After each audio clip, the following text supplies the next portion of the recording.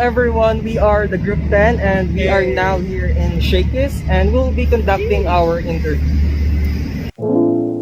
But first, let us start off with a profile of this establishment.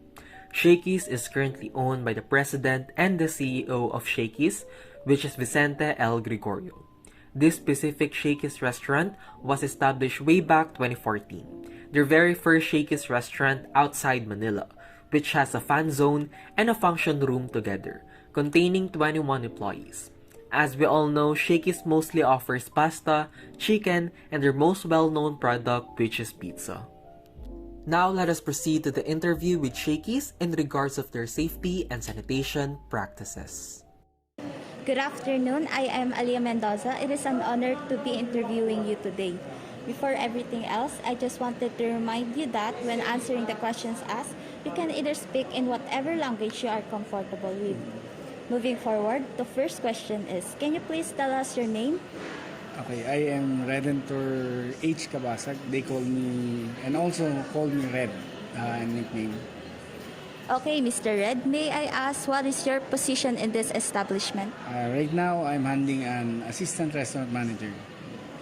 How long have you been in a said position in SHAKEY's? As an assistant restaurant manager, this is my for three months. While in SHAKEY's, it's about already 15 years.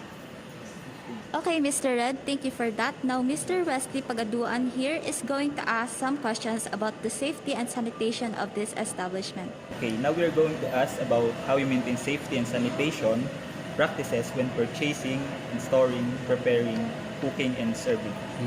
Okay, the first question, sir, is when purchasing, do you purchase from trusted suppliers, or what are the safety measures you take when you receive the food items that you... All our materials came from a supplier that's connected with that head office. Actually, in store, what we can do is make sure na lahat ng item na dumarating, if it's frozen, put in the freezer. When it's stowed, put in the chiller. We also have a standard procedure, protocol in terms of handling food, handling, storing, and cooking. Okay, sir. The second question is, next, when storing, how do you store food supplies? Do you follow the first in or first out rule? Yes, definitely. We follow first in, first out because we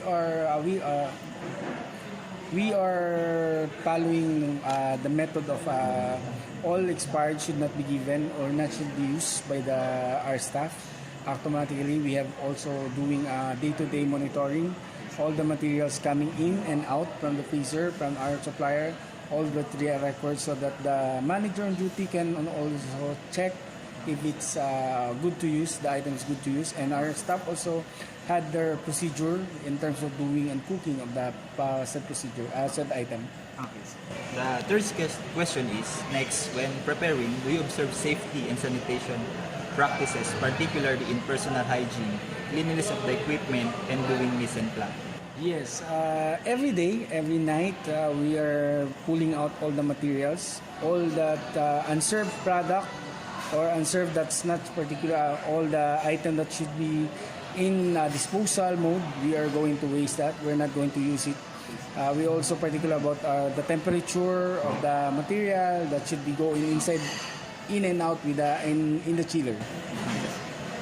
The fourth question is, when cooking, what are your preventive measures to avoid cross-contamination on the kitchen area?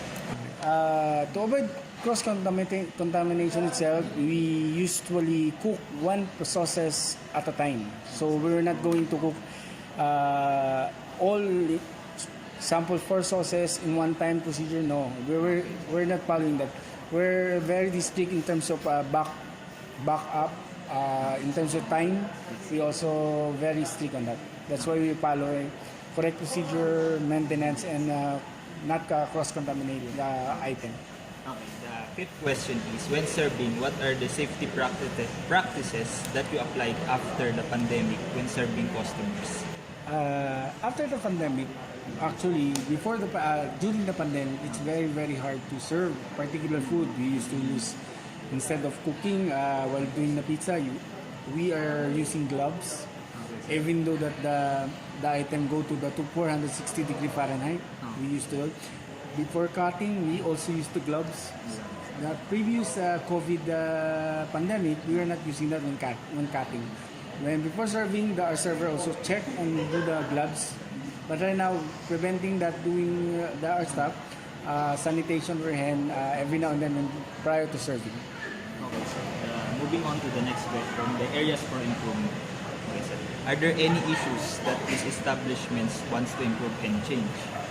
I think it's more on the sanitation in terms of water treatment. I think the company is trying very hard to put correct water waste management. I think that's the one more thing that we are trying to improve.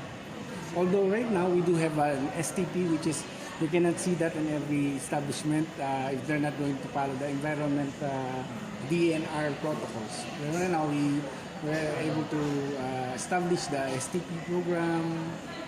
We have a third party coming in so that our wastewater will be treated prior to putting outside our establishment. Personally, are you satisfied with the safety and sanitation practices of this establishment? If not, what are the areas you want them to improve? I think yes, we're doing fine in terms of doing the procedure itself.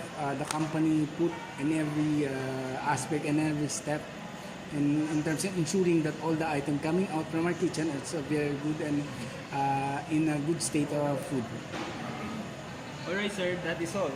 Thank you, sir, Mr. Red, for your cooperation in doing this interview with us today. Have a great day ahead, sir. Thank you also for choosing us. To summarize everything all up, Shakey's restaurants follow the right safety and sanitation practices of food product flow. While they follow all the right procedures, there are things that Shakey's restaurants wants to improve, like their water waste management, which is one of the big problems of big companies, even though they are doing everything to solve these issues. That is all for today's video, and we hope that we give you an idea about Shakey's and how they follow the right safety and sanitation practices. Thank you all for watching. Until next time. Bye!